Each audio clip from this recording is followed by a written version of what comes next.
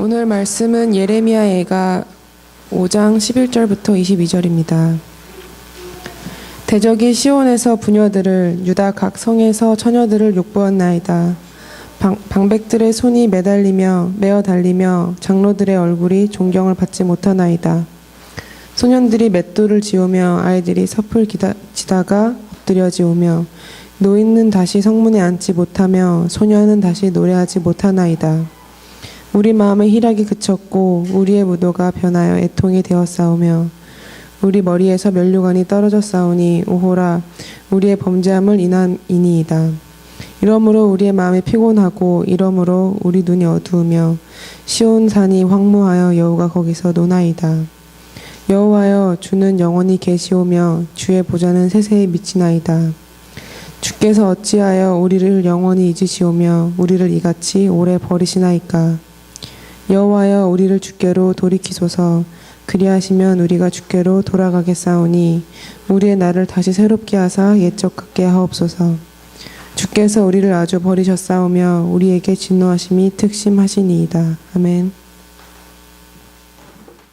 제가 지난주에 아틀란타를 다녀왔어요. 아틀란타를 다녀왔는데 지난주에도 보스턴 날씨가 안 좋았죠. 아틀란타를 갔는데 아틀란타는 이렇게 벌써 봄이 왔더라고요. 봄이 와서 이렇게 있는데 이 하늘이 너무 화창하고 날씨가 따스하고 이렇게 보면서 제가 좀 회개하는 마음이 들었습니다. 다름이 아니라 제가 우리 교우들한테 그런 얘기를 했거든요. 그러니까 아틀란타에서 온 분들은 아틀란타를 그리워하고 저기 샌디에고에서 온 분들은 샌디에고를 그리워하고 막 이러세요. 그래서 제가 그랬어요. 이거는 장소의 문제가 아니라 신앙의 문제다. 우리의 참 만족되신 주님을 바라봐야 된다. 그렇게 이제 얘기를 했었는데 좋더라고요. 그래서 내가 믿음이 없구나 이런 생각. 아틀란타 너무 좋은 거예요. 그래서 참 내가 내 주제에 맞지 않는 얘기를 했었다 이런 생각이 들 정도로 아틀란타가 좋았습니다. 예, 여러분 죄송합니다. 자, 오늘은 주여 우리를 주께로 돌이키소서라는 주제로 이제 말씀을 전하려고 합니다. 주여 우리를 주께로 돌이키소서.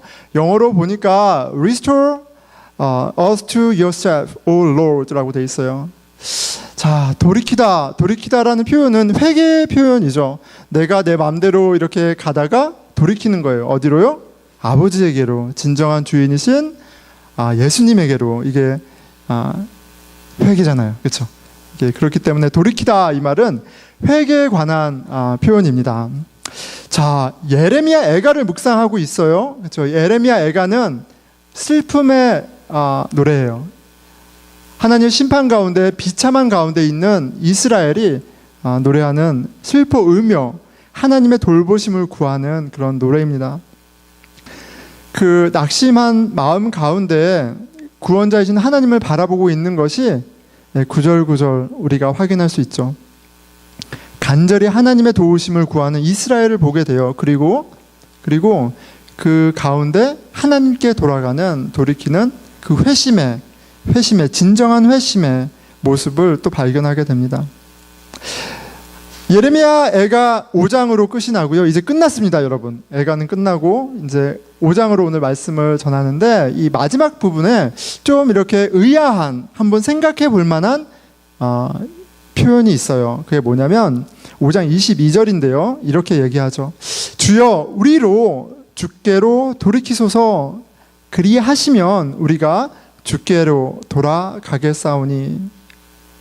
주님, 우리로 주께 돌이키게 해주세요. 그러면 우리가 주님께 돌아가겠습니다. 이렇게 얘기해요. 이게 무슨 말인가 한번 생각하게 됩니다. 하나님께 돌아가는데 마치 사람이 조건을 제시하는 것 같아요. 하나님 이렇게 해주시지 않으면 회개하지 못하겠어요. 회개할 수 없어요. 마치 이렇게 하나님과 딜하는 그런 뉘앙스로 비춰질 수도 있을 것 같아요. 이 구절만 딱 떼어놓고 보면 그렇죠. 자, 그런데 이 구절은 하나님께서 도우셔야만, 하나님께서 우리를 도와주셔야만 회개할 수 있습니다 라는 고백이에요. 하나님과의 거래가 아니라 이 고백은 인간의 전적인 무능, 보여주는 그런 고백입니다. 하나님께 돌아가는 것, 이게 회개죠. 회개예요. 그런데 이것이 하나님의 특별한 은혜가 없이는 불가능하다는 거죠. 자, 하나님은 주님이세요. 그렇죠? The Lord, 주님이세요. 자, 그렇기 때문에 우리가 하나님께 돌아간다라는 말은 주님께 돌아간다는 거예요. 진정한 주인에게 돌아간다는 말이에요. 자, 그러니까 그 말은 어떤 것을 내포하냐면 이제 내 인생의 주인이 바뀌었다, 이런 얘기예요. Lordship change가 일어났다는 거예요. 이제 내가 주인이 되어서 내 삶을 내 마음대로 경영하고 나의 길을 갔는데 이제 돌이켜서 진정한 주님께로 가고 주인이 바뀐 거예요. 주권의 변화를 함의하고 있어요. 임플라이하고 있어요. 자, 그렇기 때문에 우리가 머리로 잘못을 이해하고 인정하면서 가슴을 치고 눈물을 흘린다고 해도, 그렇잖아요? 막 울잖아요? 그래도 우리의 주인이 바뀌지 않았으면 회개가 일어난 게 아니에요.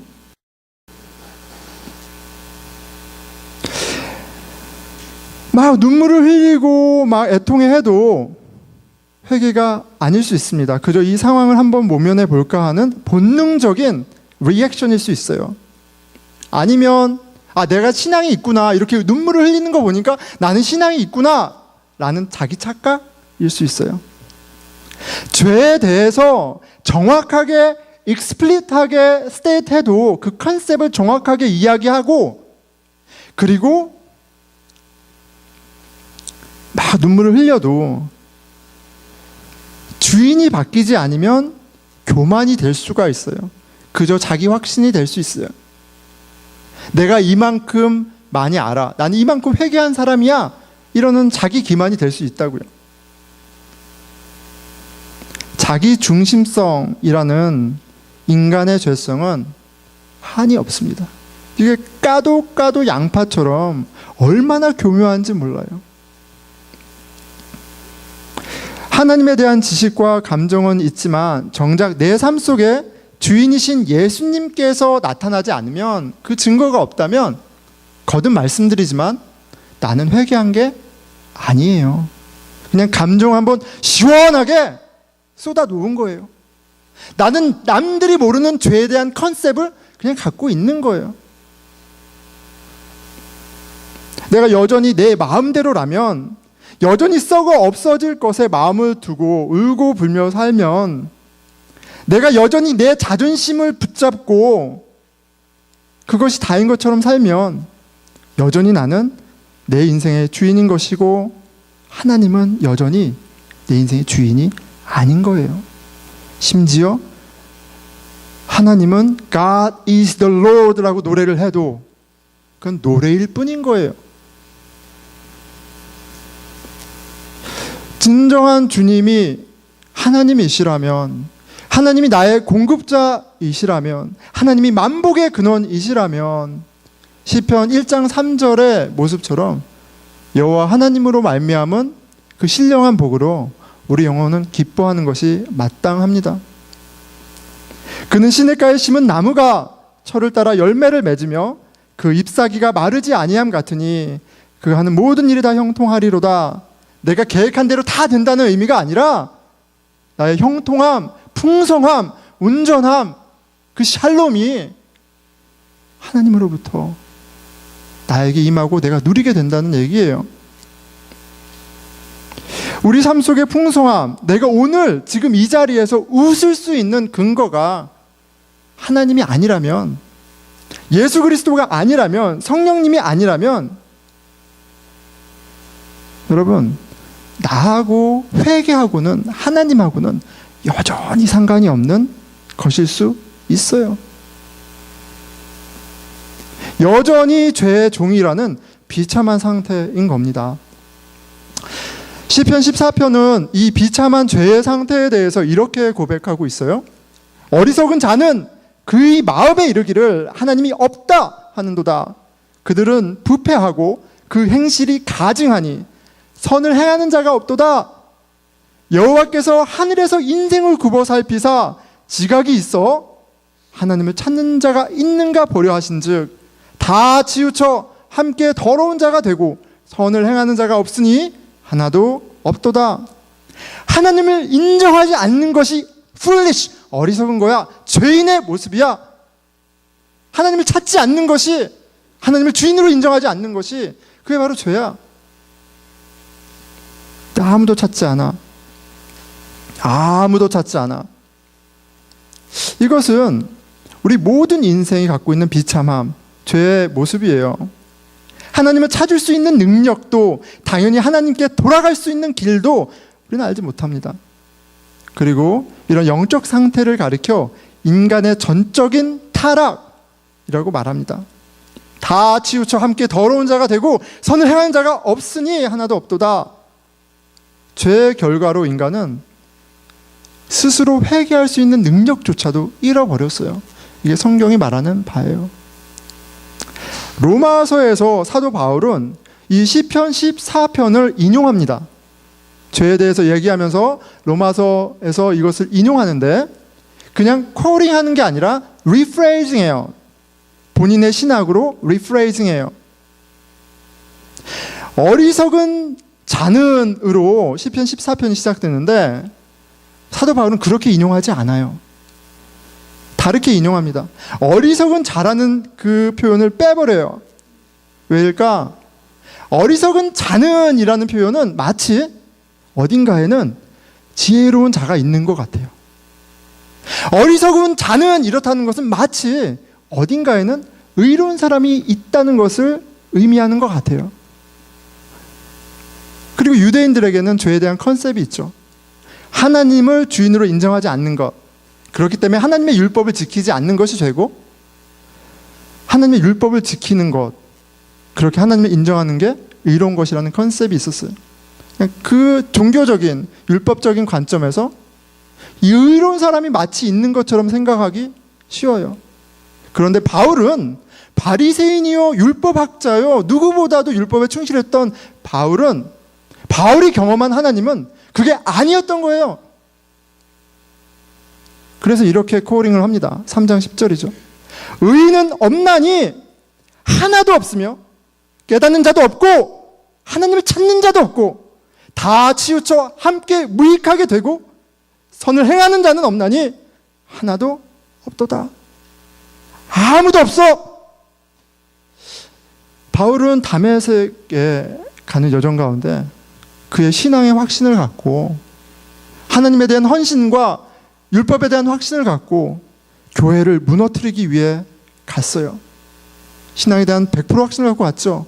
그런데 그 길 가운데 예수님이 찾아오셨어요.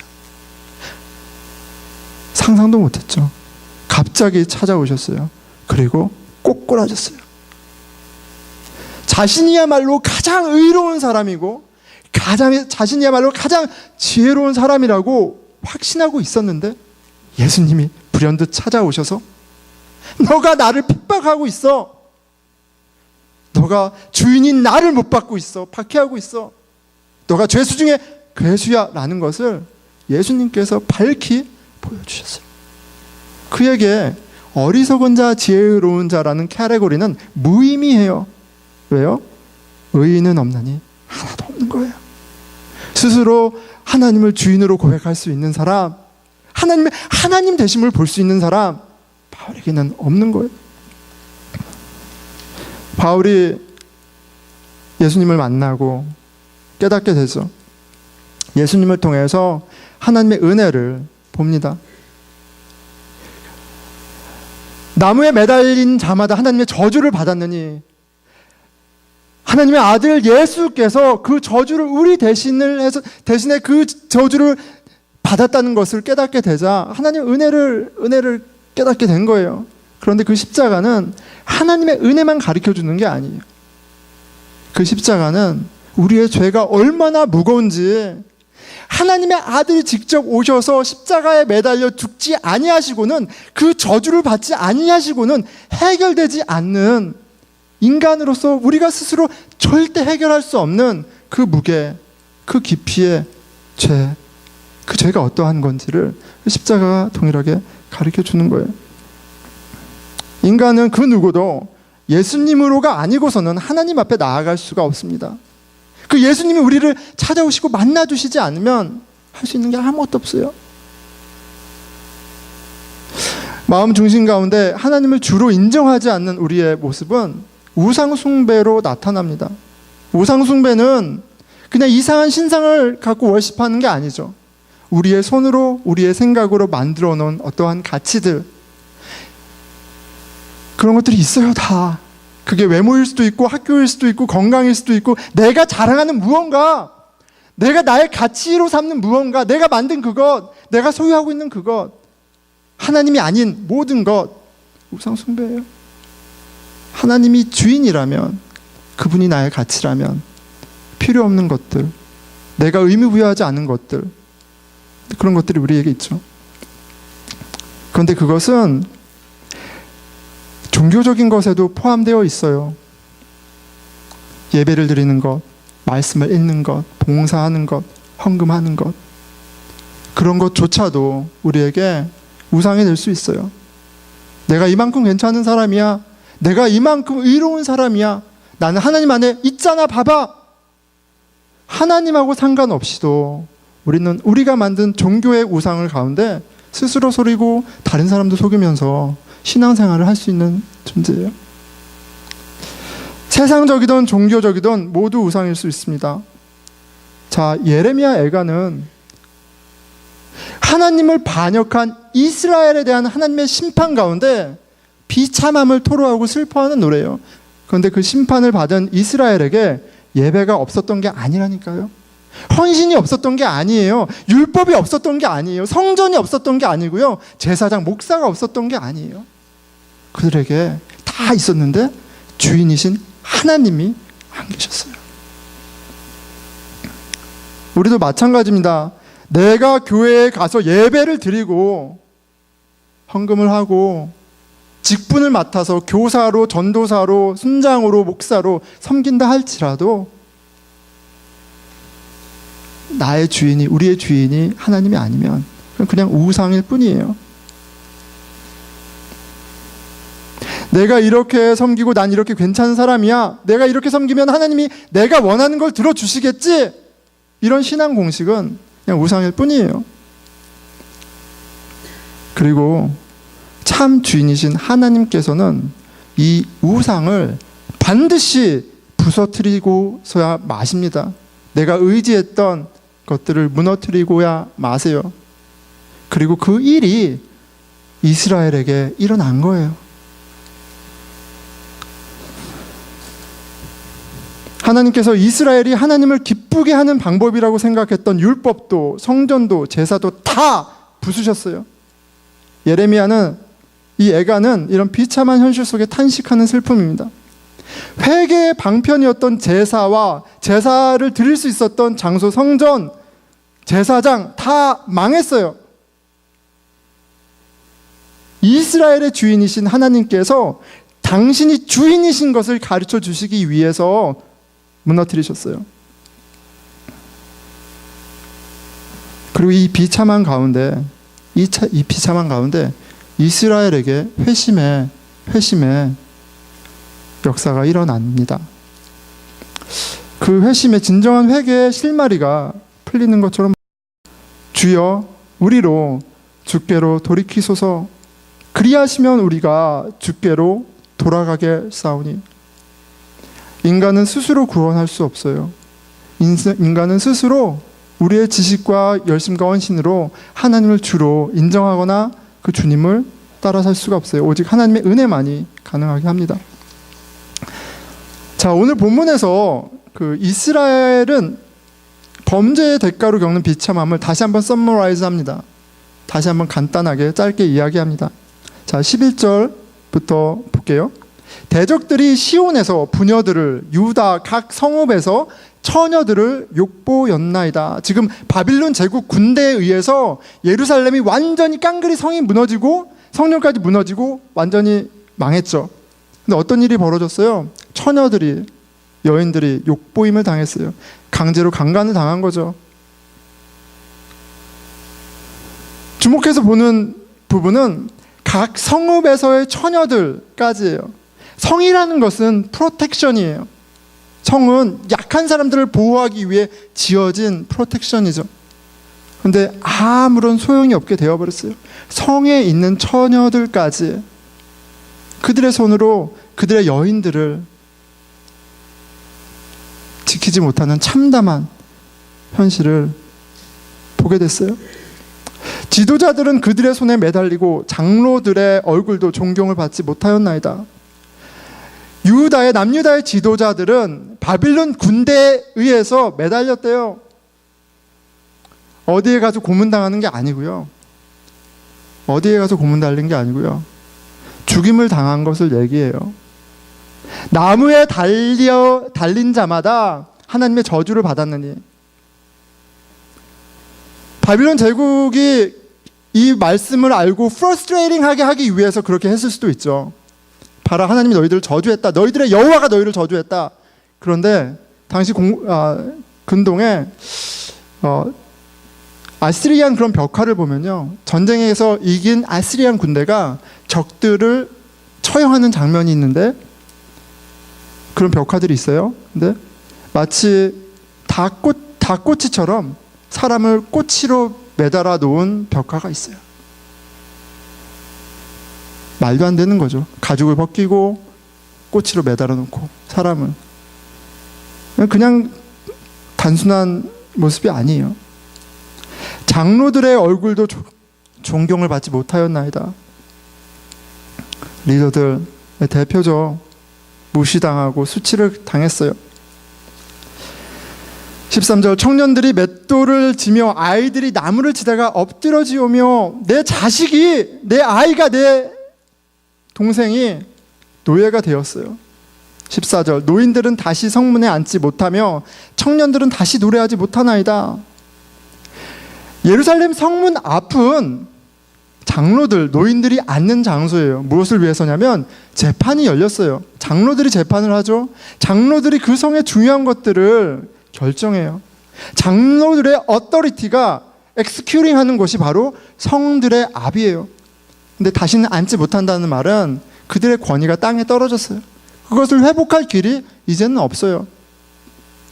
11절에서 13절, 14절까지 남녀노소 이스라엘 모든 사람들을 간단하게 언급하면서 하나님의 심판이 어떤 개인에게, 어떤 그룹에게만 주어진 게 아니라 이스라엘 모든 사람들에게 임하였다. 모두 비참하게 되었다. 사실을 보여줍니다. 그들이 누렸던 과거의 영광 완전히 바닥으로 추락했어요. 자존심이 없죠. 철저히 뭉개졌습니다. 회복 불능을 선고받았어요. 15절 18절입니다. 우리의 마음에는 기쁨이 그쳤고 기쁨이 있을 수가 없죠. 우리의 춤은 변하여 머닝 슬픔이 되었사오며 우리의 머리에서는 면류관이 없어졌사오니 그 영광은 이제 더 이상, 그 높음은, 그 아름다움은 더 이상 없는 거예요. 왜요? 오호라, 우리의 범죄 때문이다. 우리가 하나님, 주인이신 하나님을 거역했기 때문이다. 이렇게 얘기해요. 이러므로 우리의 마음이 피곤하고 이러므로 우리 눈들이 어두우며 얼마나 울었으면, 얼마나 기진맥진했으면 눈들이 어두워요. 시온산이 황폐하여 여우가 그 안에서 노나이다. 예루살렘 성이 황폐하여져서 짐승의 놀이터가 되었어요. 여러분, 어쩌지 못하는 비참한 상황 가운데, 슬프고 피곤하고 외로운 가운데 노래하고 있는 거예요. 그래서 무기력증 혹은 깊은 우울증 가운데 있는 거예요. 자, 이런 가운데 있는 사람들이 할 수 있는 게 뭐가 있을까요? 계속해서 이렇게 고백합니다. 19절에서 22절이죠. 여호와여, 주는 영원히 계시오며 주의 보좌는 대대에 이르나이다. 주께서 어찌하여 우리를 영원히 잊으시오며 우리를 이같이 오래 버리시나이까. 여호와여, 우리를 주께 돌이키소서. 그리하시면 우리가 주께로 돌아가겠사오니 우리의 날들을 다시 새롭게 하사 옛적 같게 하옵소서. 주께서 우리를 아주 버리셨사오며 우리에게 진노하심이 참으로 크시나이다. 참 회개로 이끄는 울림이 있는 탄식의 기도가 이 가운데 있습니다. 여호와여, 우리를 주께 돌이키소서. 그리하시면 우리가 주께로 가겠사오니 우리의 날들을 다시 새롭게 하사 옛적 같게 하옵소서. 주님, 제 모습도 제 주위의 모습도 우리 가족도 형편이 말이 아닙니다. 제가 일어설 수 있는 힘이 아무것도 없습니다. 소망할 수 있는 것이 아무것도 없습니다. 주님, 도와주세요. 기도도 말씀도 예배조차도 교회에 나갈 힘도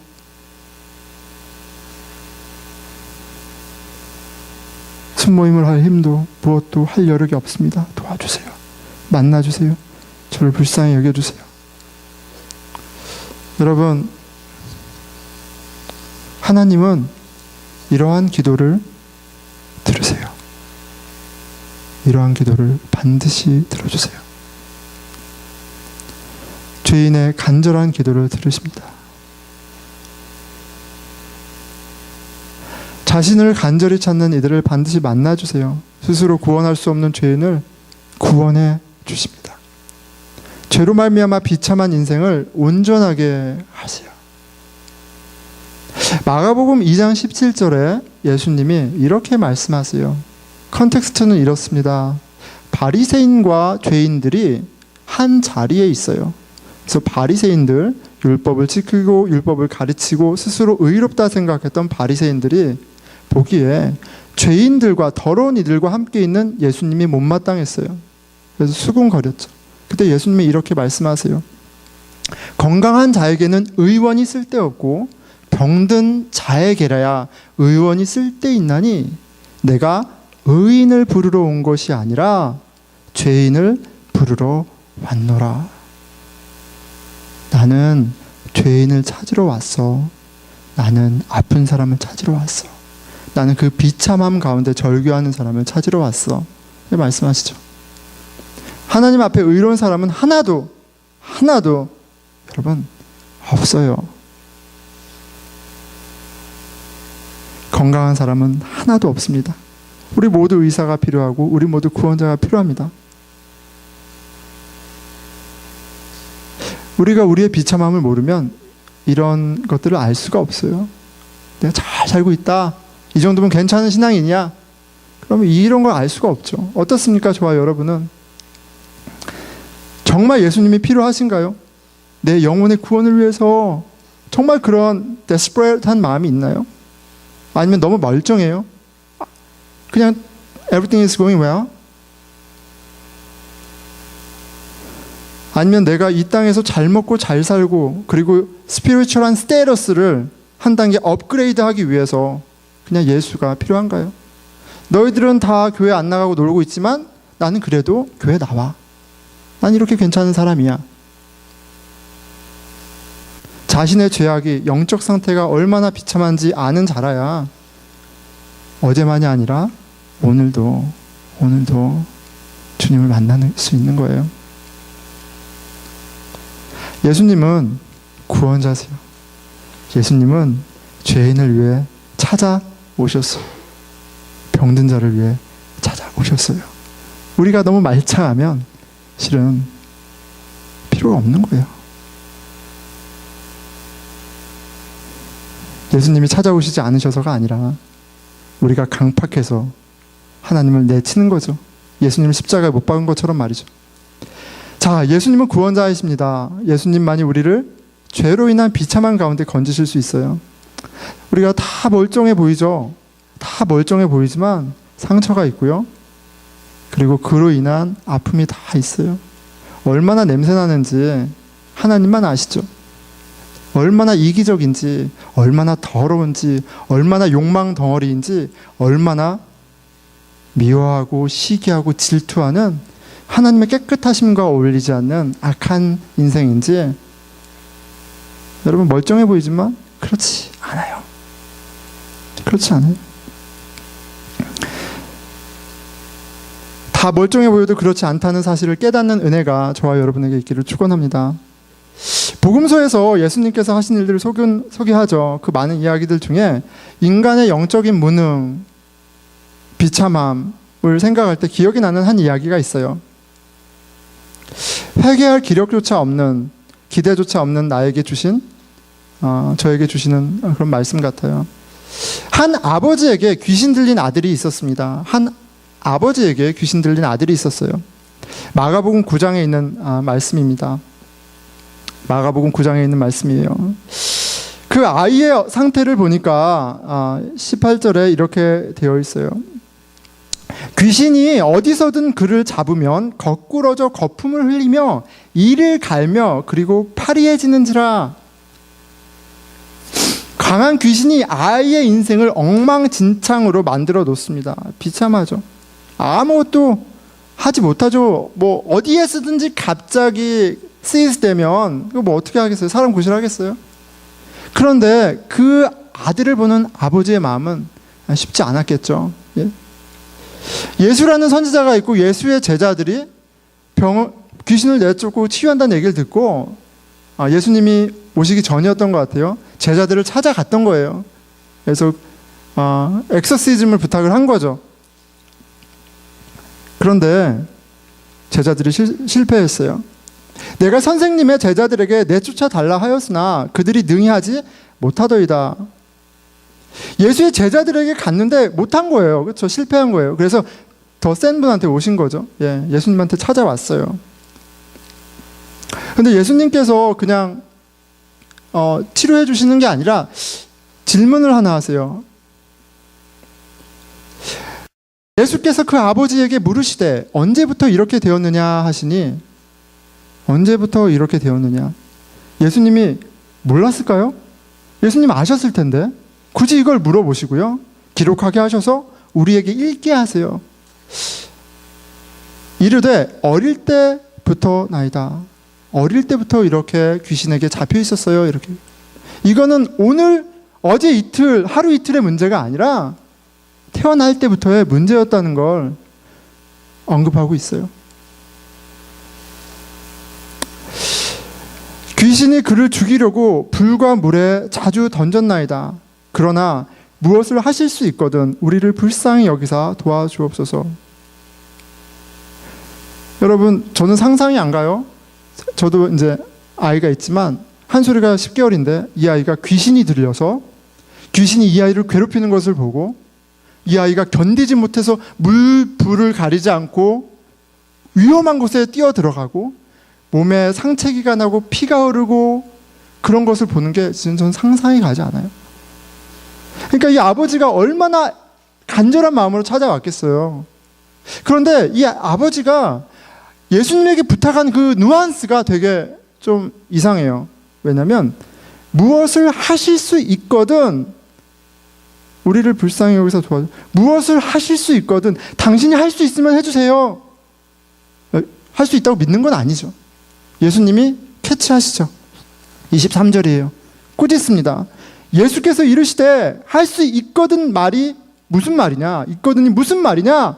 믿는 자에게 능히 하실 못할 일이 없느니라 하시니. 할 수 있거든이 무슨 말이냐? 믿는 자에게 능히 하지 못할 일이 없느니라. 그래서 믿음 없음을 꾸짖음 당합니다. 자, 그런데 이걸 생각해 보는 거예요. 여러분, 이 아버지가요, 이 아들을 위해서 얼마나 많은 노력을 했겠어요? 얼마나 많은 기도를 했겠어요? 얼마나 많은 헌금을 했겠어요? 얼마나 많은 예배를 드렸겠어요? 얼마나 많은 제사장을 찾아가서 기도를 받았겠어요? 금식 안 했겠어요? 저 같으면 했을 것 같아요. 얼마나 많은 의사를 만났겠어요? 저 같으면 만날 수 있는 사람은 다 만났을 거예요. 그런데 그 누구도 이 아이를 자유롭게 해주지 못했어요. 나사렛 예수라는 사람이 있었지만 내가 그 의사를 만날 때도, 이 예배를 드릴 때도, 이 헌신을 할 때도 기대했지만 이루어진 게 없어요. 믿음이 없는 게 당연해요. 믿음이 없는 게 당연해요. 그렇지 않나요? 왜 이렇게 믿음이 없어? 가 아니라는 말이에요. 24절이죠. 그 아이의 아버지가 소리질러 이르되 믿나이다. 나의 믿음 없는 것을 도와주소서 하더라.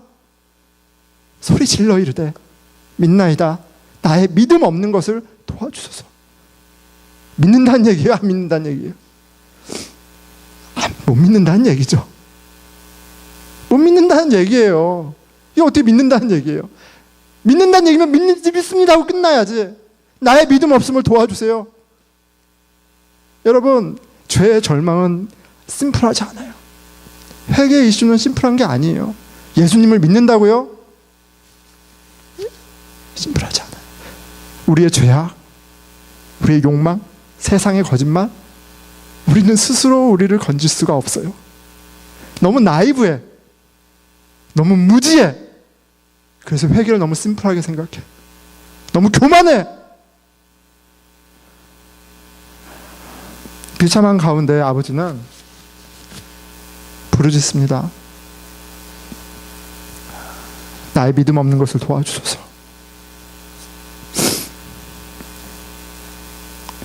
그런데 하나님께서, 예수님께서 그의 믿음을 보고 낫게 하신 게 아니라 이 케이스는 그의 절규를 보고 자유롭게 하세요. 내가 무엇을 해서, 내가 믿어서, 내가 헌신해서 예수님을 잘 알아서 나를 건지신 게 아니라 나의 비참함 절규, 구원자를 찾는 이 절규를 들으시고 찾아오셔서 자유케 하세요. 믿음이 없지만 믿지 않고는 살 수 없는 상황이죠. 그런데 여러분, 회개해야 하지만 회개할 수 없는 영적인 상태와 닿아 있습니다. 여러분 보세요. 예수님만 믿으면, 예수님이 나의 주인이시면 그리스도를 통해 하늘의 온갖 신령한 복이 내게 임하고 내가 그 샬롬을 통해서 풍성한 삶을 산다는 걸 알지만 그게 안 돼요. 회개가 안 된다니까요.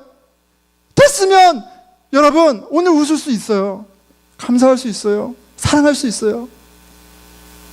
근데 그 회개가, 그 관계가 우리의 열심으로 안 된다니까요.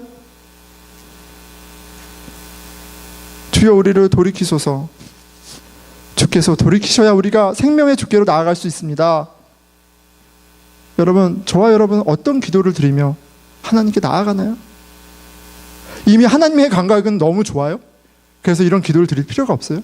비참하지 않아요?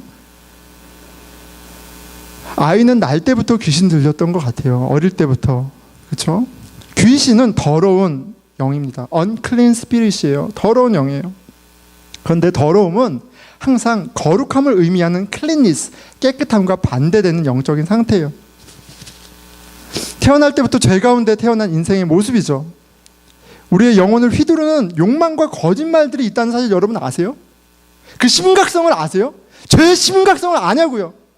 여러분, 죄 귀신 들린 거하고 전혀 상관이 없어요? 그 더러움과 전혀 상관이 없어요? 그렇지 않아요. 그렇지 않다니까요. 생명 없는 우상을 만들어 놓고 인생을 쏟는 것과 다를 바 없습니다.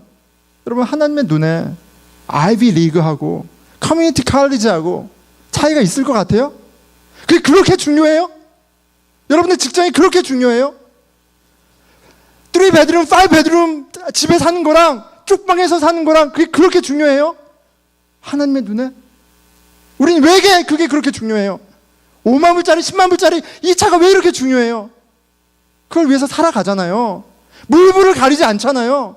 우리 젊음을 소진하잖아요. 관계를 다 망가뜨리잖아요. 귀신 들린 거랑 뭐가 차이예요? 비교하고 경쟁하고 사람들을 업신여기고 인간이 만든 거로 물불을 가리지 않고 사는 그 모습이 여러분 귀신 들린 거랑 뭐가 다르냐고. 얼굴이 무슨 색인 거, 국적, 언어, 외모 무슨 의미가 있겠어요? 하지만 우리는 끊임없이 무언가를 추구하며 살아갑니다. 마땅히 찾아야 할 하나님만 빼고 다른 모든 것을 찾아가요. 이게 얼마나 비참한 모습인지. 물불을 가리지 않잖아요. 돈이면, 명예면, 음식이면, 쾌락이면, 자존심이면, 심지어 종교적인 열심까지도. 세상에는 여전히 귀신과 우상들이 득실거립니다. 우리가 얼마나 비참한지 깨닫는 은혜가 있기를 축원해요. 우린 무능합니다. 회개할 수조차 없어요. 하지만 회개 말고는, 하나님이 주인이 되시는 것 말고는, 예수님 말고는 답이 없어요. 예수님이 내 마음 가운데 오시고 우리 가족 가운데 오시고 이 공동체를 주장하셔야 소망이 있다고요. 그 가운데 우리를 오신 하나님의 사랑을 알아야 소망이 있다고요. 하지만 머리로는 알아도 이게 안 돼요. Be honest. 이게 안 되잖아요. 이게 안 돼요. 죽어도 안 되는 거예요. 그리고 이게 비극이에요. 예레미야 애가는 너무 디프레싱해요. 너무 디프레싱해요. 그 모습들이 너무 디프레싱해요. 하나님 심판 비참함이 너무너무 진짜 감당할 수 없을 정도예요. 한번 읽어보세요. 제대로 한번 읽어보세요. 그 하루가 얼마나 비참한지.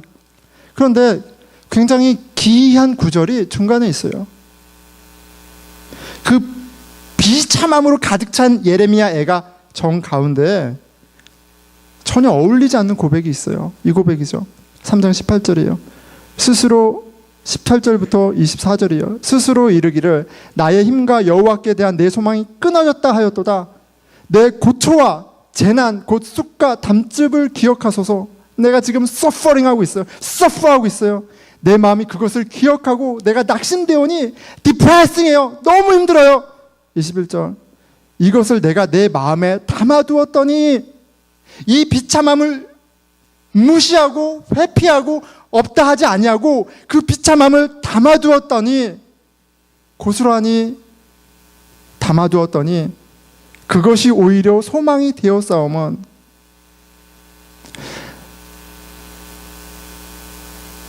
소망이 끊어졌고 내 마음의 고초와 재난 곧 쑥과 담즙만 남았는데 그 비참함을 부둥켜 안고 신음하는 가운데 이상한 신비한 일이 일어납니다. 오히려 그것이 소망이 되어 22절에서 24절이에요. 여호와의 인자와 긍휼이 무궁하심으로 우리가 진멸되지 아니함이니이다. 23절 이것들이 아침마다 새로우니 주의 성실하심이 크시도소이다. 여러분 이것들이 아침마다 새로우니 주의 성실하심이 크시도소이다. 이 유명한 찬양 구절이 찬송 구절이 여기에 있는 거예요. 내 심령이 이르기를 여호와는 나의 기업이니 그러므로 내가 그를 바라리이다 하도다. 나를 찾아오시는 하나님, 나에게 베푸시는 특별한 이해할 수 없는 감당할 수 없는 하나님의 은혜가 비참한 가운데 있다고 하세요. 죄인을 위해 오신 예수 그리스도, 병자를 위해 비참한 인생을 구원하기 위해 오신 예수 그리스도를 우리는 만납니다. 말씀을 맺겠습니다. 아틀란타에 갔다 왔죠. 아틀란타에 갔다 왔습니다. 아틀란타에 갔다 왔어요. 뭐 날씨가 좋아도 한 며칠 지나니까 그냥 별 감흥이 없더라고요. 예, 근데 날씨가 좋았는데 그 목회자 포럼에 갔다 왔어요. 목회자 포럼에 갔다 왔고요. 실은 제가 주제도 알지 못하고 어떤 토픽인지도 모르고 좀 나 리프레시가 필요하다. 그래서 이제 그러던 차에 한 목사님이 저를 초대해 주셔서 간 거예요. 갔더니 주제가 뭐였냐면 영혼의 돌봄이었어요. Caring for Soul이에요. 영혼의 돌봄이었어요. 영혼의 돌봄이었어요. 영혼의 돌봄이었고 강의가 한 7개 있었는데 뭐 개혁신앙 안에 영혼의 돌봄의 배경 그래서 이렇게 나오고 또 영혼의 돌봄을 위한 기도, 영혼의 돌봄을 위한 말씀, 영혼의 돌봄을 위한 상담, 영혼의 돌봄을 위한 소그룹 모임 이렇게 해서 주제별로 얘기를 하는데 한 분이 계속 이렇게 발제가 끝나면 분위기를 망가뜨리는 얘기 주스를 막 하시는 거예요. 한 분이 끊임없이 매 주제마다. 근데 뭐라고 얘기하시냐면 근데 기도 꼭 해야 돼요? 영혼의 돌봄을 위해서 기도하자 그러는데 기도 꼭 해야 돼요? 이렇게 얘기하시는 거예요. 소그룹 모임 꼭 해야 돼요? 이렇게 얘기하시는 거예요. 꼭 상담해야 돼요? 이렇게 얘기하세요. 근데 이분의 말은 이거예요. 우리가 기도를 하지만 우리가 원하는 것을 구하고 기도가 나의 자랑이 된다면 그 기도해서 뭐 하냐는 거예요. 우리가 소그룹 모임에서 영혼을 돌본다고 하지만 결국은 교회 성장시키기 위해서 하는 거라면 그게 도대체 영혼의 돌봄과 무슨 상관이냐는 거예요. 우리가 예수 그리스도 중심의 복음 중심의 설교를 하지만 그것조차도 교회 성장을 위한 동기라면 그 설교가 무슨 소용이 있냐는 거예요. 그런데 우리 be honest 목사님들 솔직해지자고. 우리가 왜 기도하는지, 우리가 왜 소그룹 하자고 그러는지, 왜 우리가 상담하는지, 거기에 주인이신 예수님이 있는지. 그런 이야기를 나누고 할 수 있어서 너무너무 감사했어요. 근데 제가 아니라고 말할 수 없겠더라고요. 한 분이 발제하고 나서 이런 얘기를 하시는데 깊이 동의했습니다. 우리는 예수 그리스도 안에서 의롭게 되고 성화, sanctification의 과정을 겪는다고 믿는데, 영화 전에, glorification 전에 sanctification을 믿는데, 성화가 뭔가, 성화라는 건 무언가 과정이 있고 무언가 더 나아진다는 얘기인데, 그게 뭔가, 왜냐? 안 변한거든요, 사람이. 안 변해요. 목사님도 안 변, 30년 했는데 안 변하는 거예요. 성도들도 나도. 그럼 sanctification이 뭔가? 그분이 이렇게 이해된다고 하더라고요. 내가 목회를 해보고 신앙생활을 해보니까 인간의 비참함을 깊이 깨닫는 것, 그리고 예수님의 소망되심을 깊이 깨닫는 것, 이게 성한 것 같다라고 얘기하시더라고요. 매일매일 삶 가운데 우리 비참함 가운데 소망되신 예수 그리스도를 보는 것. 예. 신앙의 성숙이 무엇일까? 거룩하여진다는 것이 무엇일까? 인간의 비참함을 알아가고 예수 그리스도 외에는 의지할 분이 없다는 것을 점점 더 깊이 알아가는 것이 아닐까? 그 말씀에 제가 깊이 동의했습니다. 여러분, 괜찮은 척 하지 않는 은혜가 있기를 축원해요. 비참함과 친숙해지세요. 내가 죄인이라는 것을, 그 심각성을 고백하는데 그냥 메카니컬한 컨페션이 아니라 그럴 수 있기를 축원합니다. 그리스도의 아름다움에 눈을 뜨는 은혜가 있기를 축원합니다. 예수 그리스도의 십자가의 의미를 더욱 깊이 깨닫는 저와 여러분이 되기를 축원해요. 여호와여 우리를 주께로 돌이키소서. 그리하셔야 우리가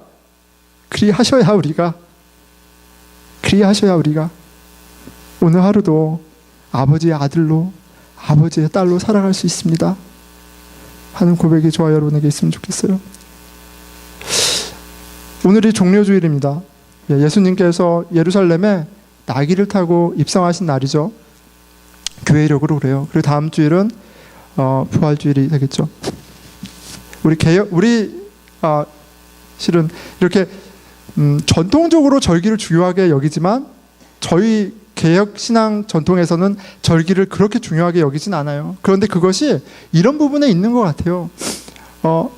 절기를 왜 지키는데, 왜 기도하는데, 왜 예배드리는데, 같은 질문인 거죠.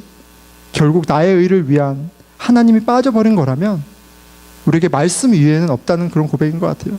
자, 그런데 말씀을 묵상하고 설교를 준비하고 또 여러분들에게 권면하고 싶은 것이 생겼어요. 뭐냐면, 우리 매일 성경 말씀 묵상하는데 예수님을 죽으심과 부활을 생각할 수 있는 구절들로 좀 디자인됐어요.